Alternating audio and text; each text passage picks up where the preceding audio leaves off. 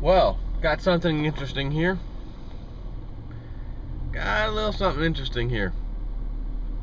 8 Democrats, not that Democrat or Republican even matters, are sponsoring a bill to eliminate the death penalty for treason. They're trying to get this bill passed that will eliminate the death penalty for treason.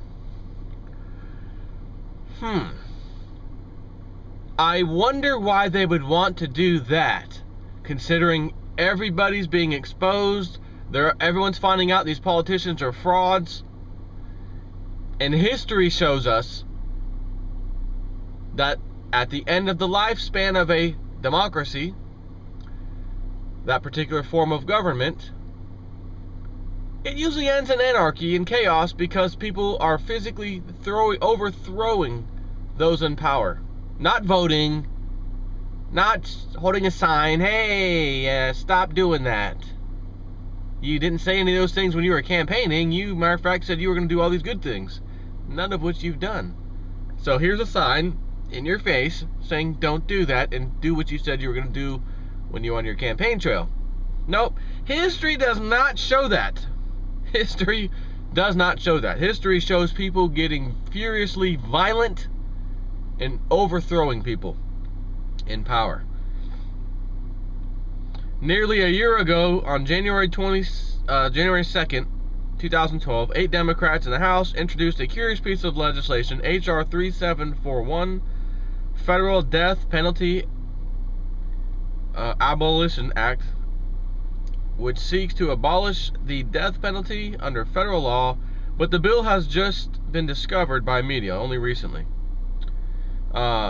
It prevents anyone from being sentenced to death or put to death for all federal offenses that presently would bring the death penalty. Those offenses include murder related to the smuggling of illegal aliens, destruction of aircraft, motor vehicles, or related facilities resulting in death, murder committed during a drug-related drive-by shooting, murder committed at an airport serving international civil aviation, murder committed using chemical weapons, civil rights offenses relating in death, murder of a Congress in an important, murder of a member of Congress on important executive official, think bankers, J.P. Morgan, etc., or a Supreme Court justice, right? An important executive official. Now, legally, they're probably thinking, well, that's written for a government official that's high up on the chain, not necessarily someone you would readily recognize, like a congressperson or the president or a judge. No, there's other people lower. Oh, I don't know, probably like people from the CFTC, the commodities regulator. Those people are federal employees. That would be a important executive official. I could see where they would try to push and say, well, yeah, so was J.P. Morgan Chase because they're too big to fail bank. So, because we bailed them out, the CEO, Jamie Dimon, he's also an important official too. I could see them trying that, but that's irrelevant. The people at the CFTC, they would be an important executive official. The Security and Exchange Commission, ran by other bankers who should be regulating themselves, in other words, looking the other way, also would be considered an executive official. So you can't murder them, and if you murder them, they're saying they don't want you to get the death penalty, which is interesting.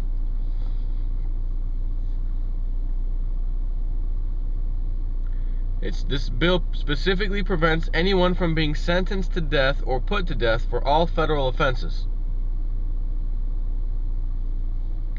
So, again, let's look at the banking situation where they're suiciding, killing all these people off who might blow the whistle on their massive corruption, massive fraud that they've been doing for all these years, just dying left and right. The number from J.P. Morgan alone in the span of a few weeks is unbelievable, of deaths.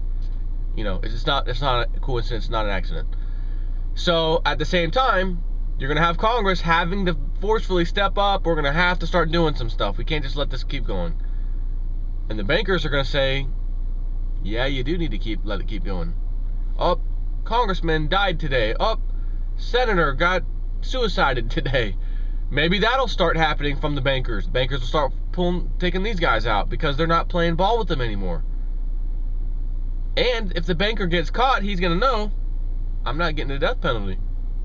So maybe the bankers, or the elite, so to speak, are the ones pushing the bill in the first place. One of the things listed: assassination or kidnapping resulting in the death of the president or vice president. No death penalty for you. Murder for hire. No death penalty for you. Let's just scroll down to some of the interesting stuff.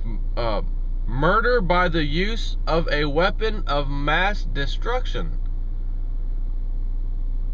Oh, interesting. Like a massive protest that goes horribly wrong somehow, and a bunch of people are killed by some device. That person gets caught. No death penalty for you. Non-homicide related offenses. Here's the big one. These are offenses, non-homicide, so non-death. You didn't murder someone, but these offenses are so high on the list, the penalty can definitely be death. Unless they pass this bill, then it won't be death. Espionage, and number 2, most important, treason. Do you think by chance that there's, I don't know, 1 or 2 only, maybe 1 or 2 or 400 congressmen that are guilty of treason in some way or another right now, as it currently stands? Even for some of the crap that they've, actually not even, but mostly from crap that they've pushed through into laws. Things that they've done. They go to some of these people go to the Bilderberg group, offshore, meeting with other high-ranking government officials and banking officials in other countries, setting policies behind the scenes. That is a blatant violation. What's that thing called? The riot? It's the Riot Act? No, can't think of the name of it. But it's, I mean, how is it not treasonous for you to go to another country, meet these guys, and then start setting policy based on y'all's thoughts over there and the other countries and other people from there, and then coming back and implementing those, finding out that none of those policies are good for the United States and its citizens, period. But you decide that overseas. That is a treasonous activity. But you won't be put to the death or given the death penalty if this bill goes through.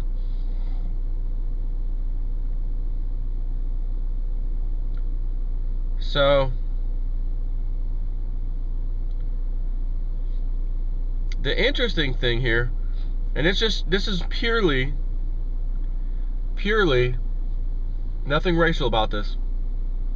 I have to show you that it does not, history always shows us, it doesn't matter. You can take a dirt poor rotten peasant, back in the day, peasant, out of that filth, crappy lowest level lifestyle you've ever lived, and say, hey, something happened to where this particular peasant becomes a person of some power, makes his way up somehow, whatever, starts to see the lifestyle these people get to live, thinks about this old crappy lifestyle I used to live.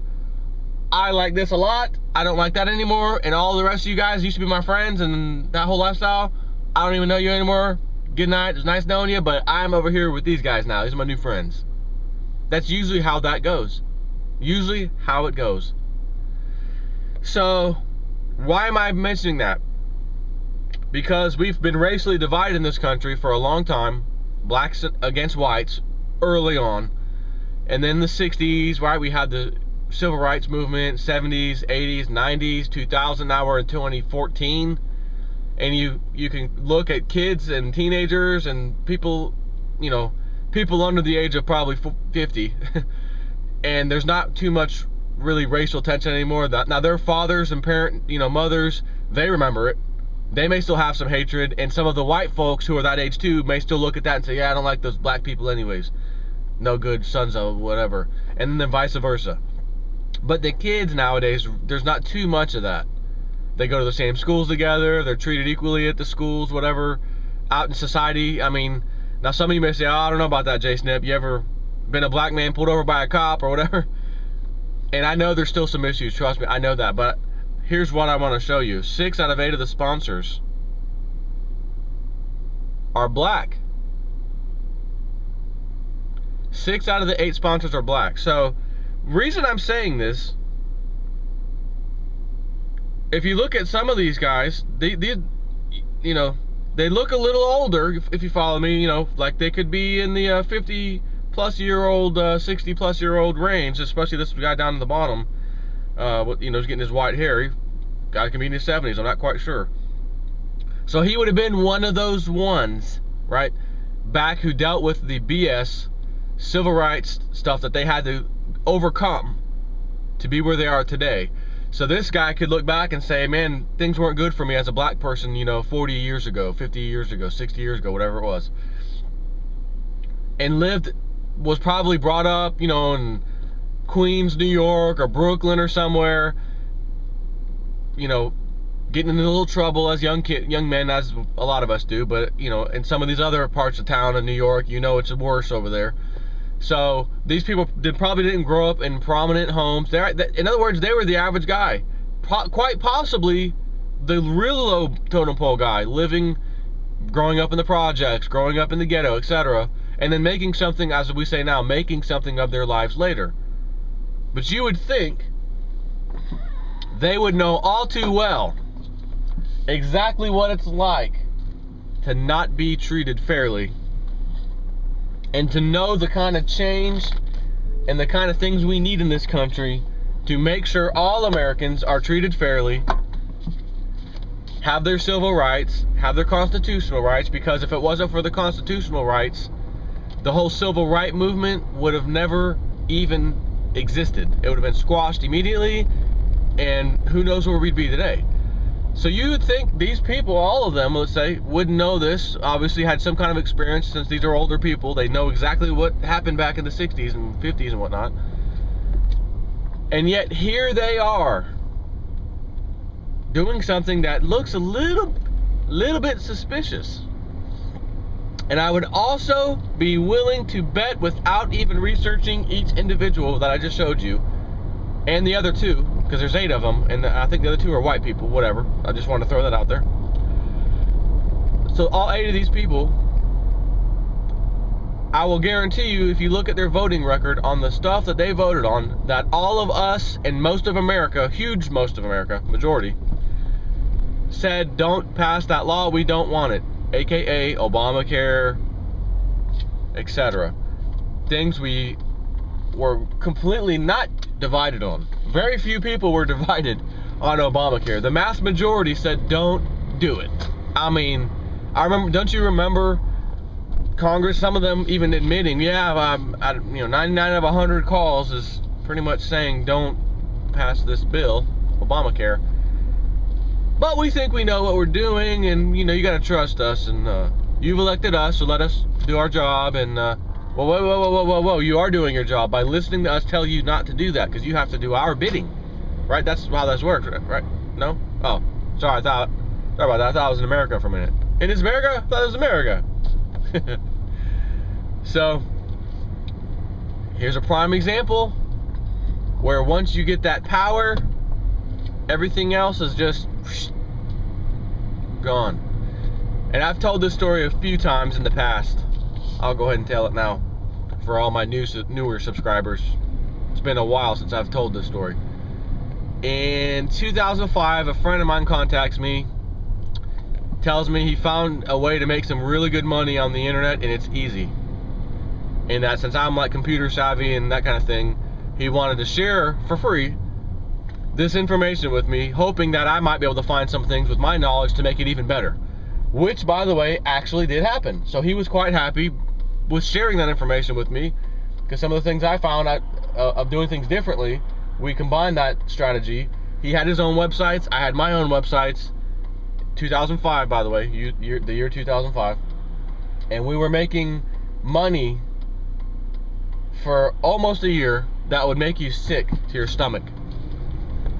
I'm talking between $700 and $900 every day, Monday through Sunday, the entire month, every day. When I say every day, I mean every day, because the internet doesn't stop. People don't stop searching and doing stuff on the internet.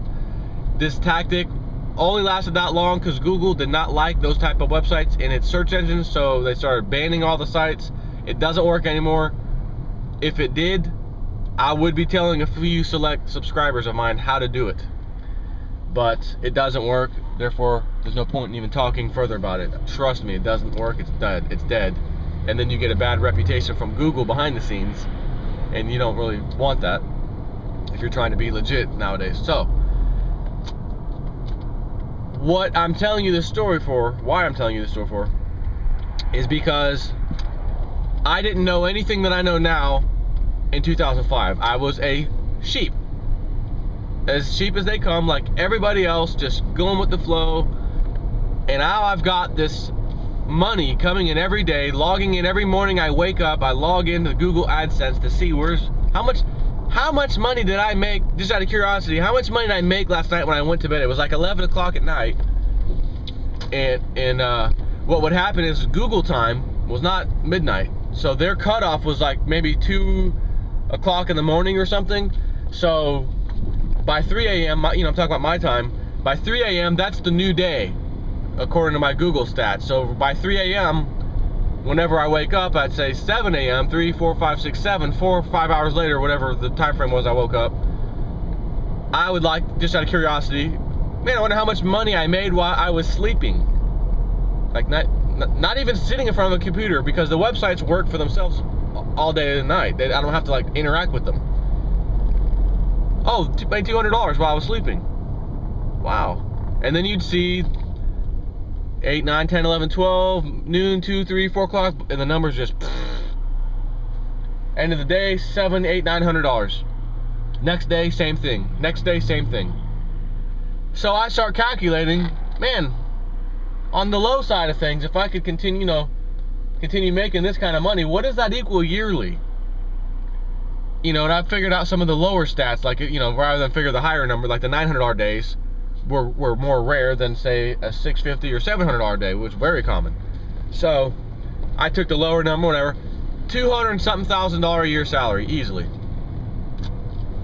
I'm thinking to myself, all I have to do is put up several more websites on different topics, and I can replicate what I have now, which would become $400,000 to $500,000 a year.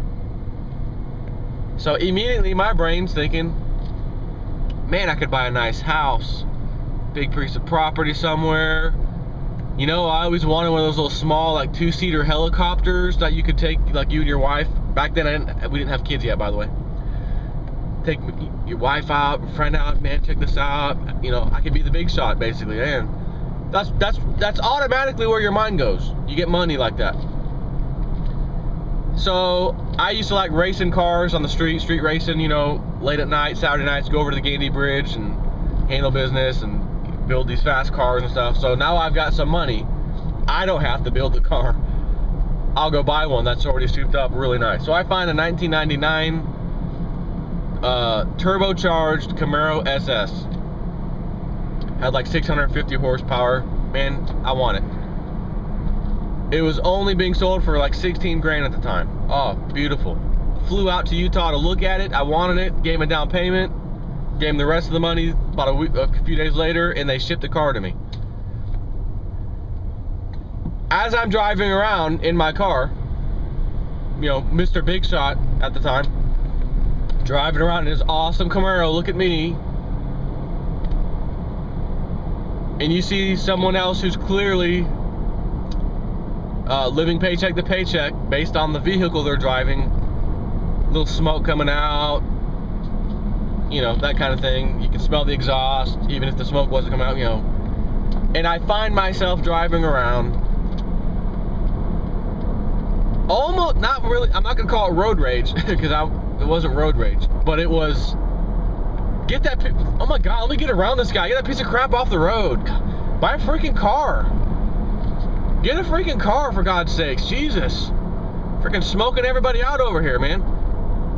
Never even once thinking to myself, I wonder what situation this guy's in his life to have to drive this piece of garbage and blow smoke and stink up and whatever. Tail light doesn't even work. The left one's only, you know. Let me get around him. Move, peasant. Out of the way, peasant. J-Snip 4, not, well, I can't say J-Snip 4 because I wasn't J-Snip 4 then. Joe's coming through. Big Shot's coming through. Get that crap off the road. Gosh. Get a new freaking car. It was so easy to do that and have that thought, and I never even thought twice about it. And then later on in the year, Google starts its campaign of banning completely all of these types of websites. And if you want to know the type of website, it was called a scraper site. What is a scraper site? You will find out what a scraper site was.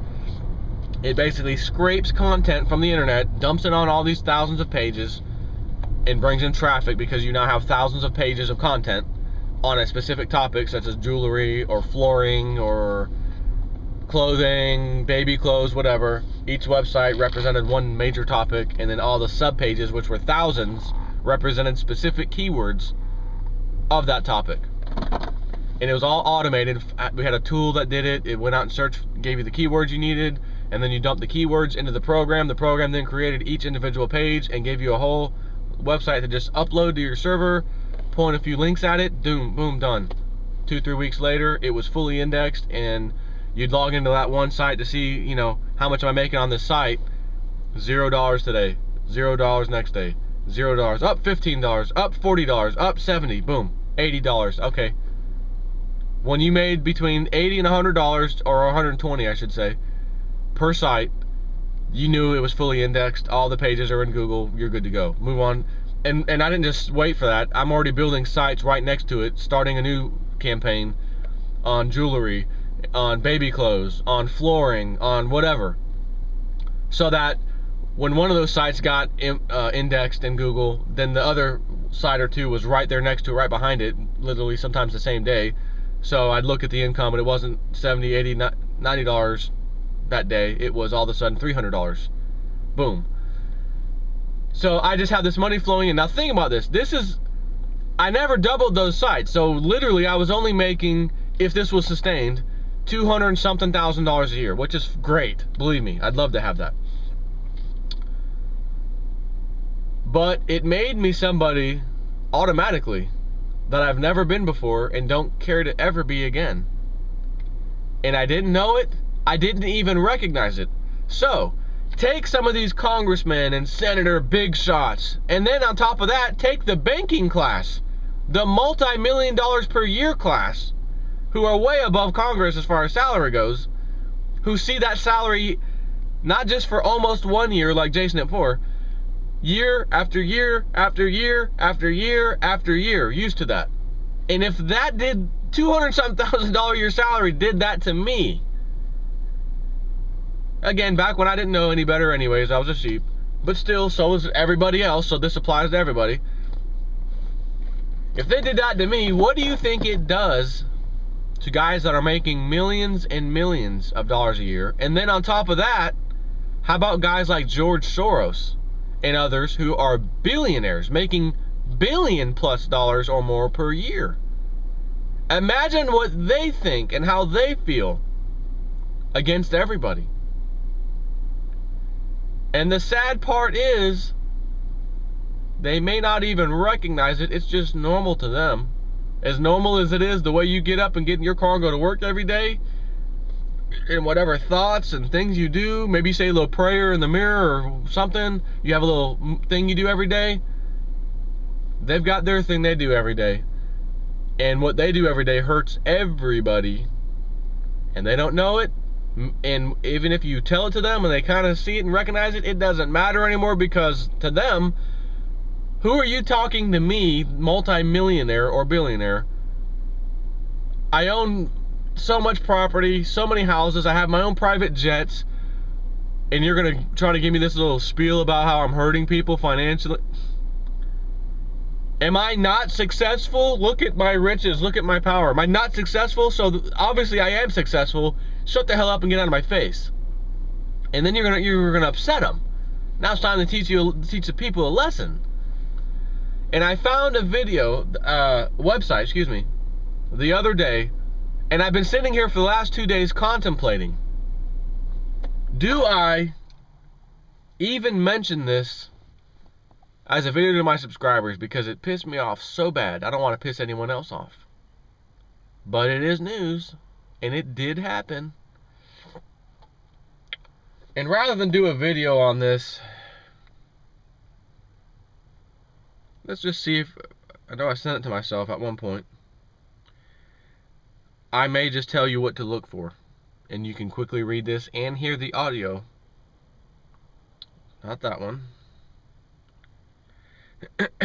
Scroll down. Oh, right here. NewYorkMag.com. So nymag.com, but there's a specific link. Just go to Google and search for the following words. I crashed a Wall Street secret society.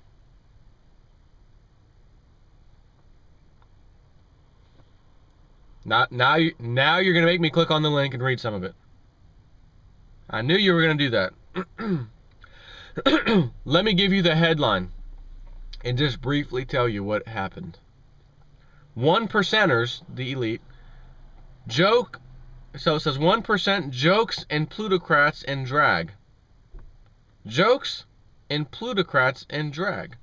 What I saw when I crashed a Wall Street secret society. Men who are extremely powerful in the banking finance world at the very top. Dressed in drag, think Bohemian Grove and stuff. Dressed in drag, telling jokes to each other and putting on little plays and skits. And this guy who rents a tuxedo, expensive one, to fit in, somehow makes it through the door of this private party. No one knows any better. And has his camera phone and realizes, I don't know anybody. No one's going to come up to me and say, oh, hey, so-and-so. So I'm just going to sit down over here, kind of not really intermingling with anyone, and tap on my phone like I'm writing an email. So people, if they look over, oh, he's just texting or writing an email. When in reality, he's doing one of these. And taking a little snapshot here, a little snapshot there. And recorded the entire, he started recording video. And had 2 or 3 sets of audio of the party. And these guys, one of the skits that they did, I'm just going to stop here, you can read the rest. One of the skits they did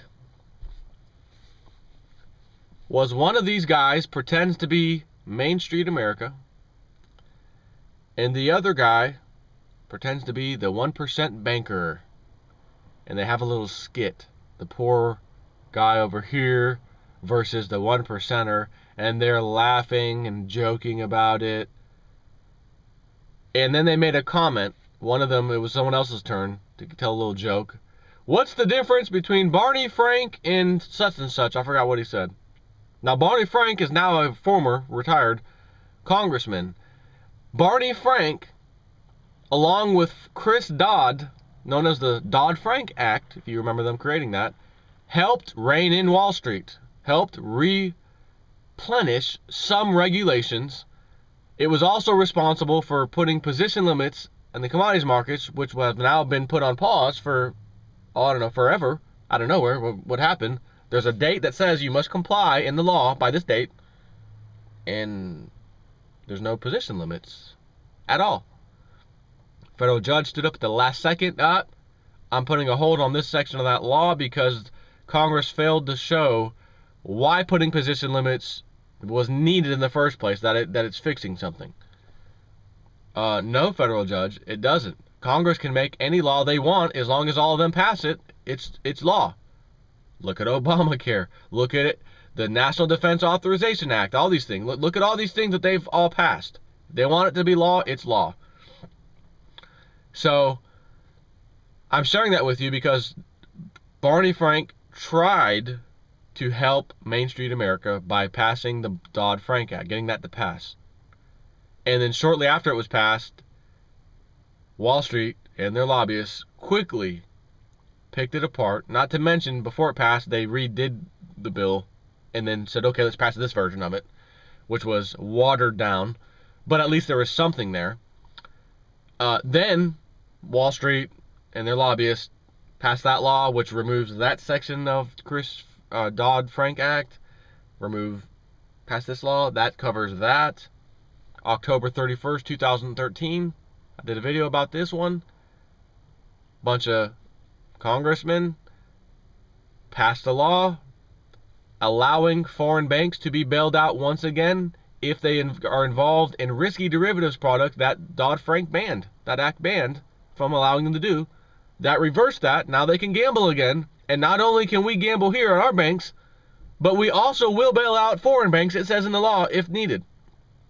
And they passed this. And I contacted my senator or my congressman. Wasn't quite in my district, but was real close. And I noticed the one that was in my district did not vote for it, which is good. So I wanted to contact the one that did.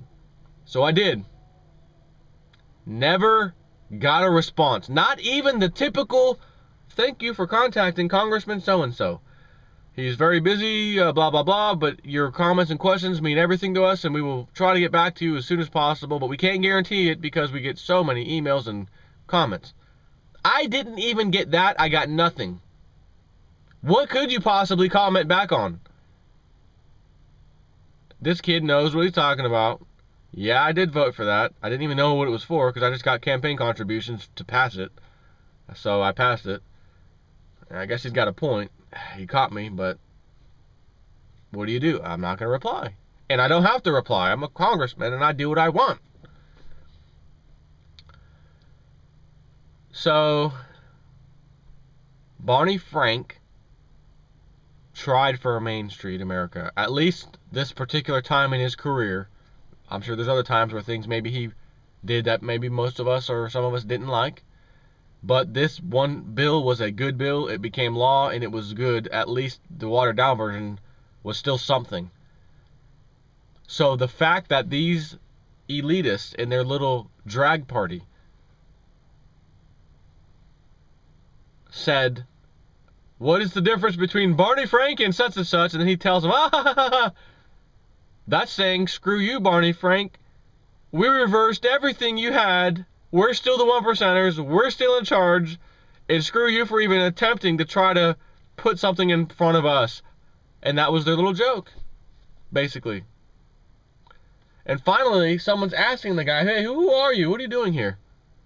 And his cover's blown. And he's basically thrown out. But he has linked on his website the absolute audio. You can hear it all if you wish, but he writes it down so you know what is being said, because it's a little loud, but you can hear it. These are those people I was just telling you about. The ones that I had a little taste of when I was in 2005, making all that money, so to speak. I wasn't making millions. I made my total for that year was like $150,000 because it did not last all year long. Still a fantastic salary. And I gave my good friend a website. I gave my parents a website. I gave my sister and her husband a website. I gave my mother-in-law a website. Free of charge. Don't even do anything. Just give me your social security number and I'll sign you up on Google AdSense. And you'll just start getting a check in the mail. And they were making around $1,800 to $2,000 a month off of one website. Thanks to JSnip4. Now, do you think these elitist friends, those people do that? No, they want all the money for themselves, get lost. But I was able to experience that little ego thing that happens. So I can imagine how many times that's magnified when you're the 1% of the world. And I don't think there's any limits, there's no bounds, no boundaries. These people are out of control. They like it like that. They make fun of everyone else to show you we are in power. How dare you even try? So we're going to dress up as drag queens, tell weird jokes, and hang out men's only. Men's only club. Okay, that's weird. Anyways, gotta go. Take care.